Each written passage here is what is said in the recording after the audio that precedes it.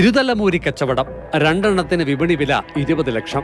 വിൽപ്പന നടന്നാൽ കമ്മീഷൻ 10%. ഈ ധാരണയിലാണ് അങ്കമാലി സ്വദേശി ദീപു നായർ, കാലടി സ്വദേശി അഭിജിത്ത് എന്നിവരിൽ നിന്നും പാലിയേക്കര സ്വദേശി രഞ്ജിത്ത് ഇരുതലമൂരികളെ വാങ്ങിയത്.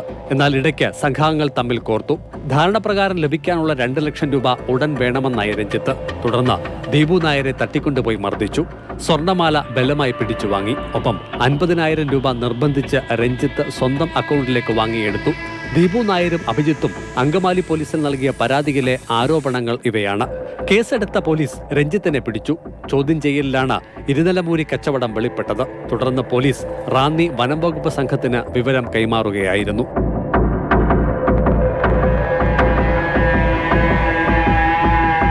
രഞ്ജിത്ത് താമസിച്ചു വന്ന പാലിയേക്കര കുന്നു ബംഗ്ലാവിൽ നിന്നാണ് ഇരുതലമൂരികളെ വനം വകുപ്പ് കണ്ടെത്തിയത്. വീടിനോട് ചേർന്ന അറയിൽ സൂക്ഷിച്ച നിലയിലായിരുന്നു ഇവ. വനം വകുപ്പ് രജിസ്റ്റർ ചെയ്ത പുതിയ കേസിൽ രഞ്ജിത്തും ദീപു നായരും അഭിജിത്തും പ്രതികളാണ്. പോലീസ് അറസ്റ്റ് ചെയ്ത പ്രതികളെ കോടതി അനുമതിയോടെ കസ്റ്റഡിയിൽ വാങ്ങുമെന്ന് Ranni range officer BR Jayan പറഞ്ഞു. അങ്കമാലി പോലീസ് അറസ്റ്റ് ചെയ്തവരിൽ രഞ്ജിത്ത് നിരവധി കേസുകളിലെ പ്രതിയാണ്.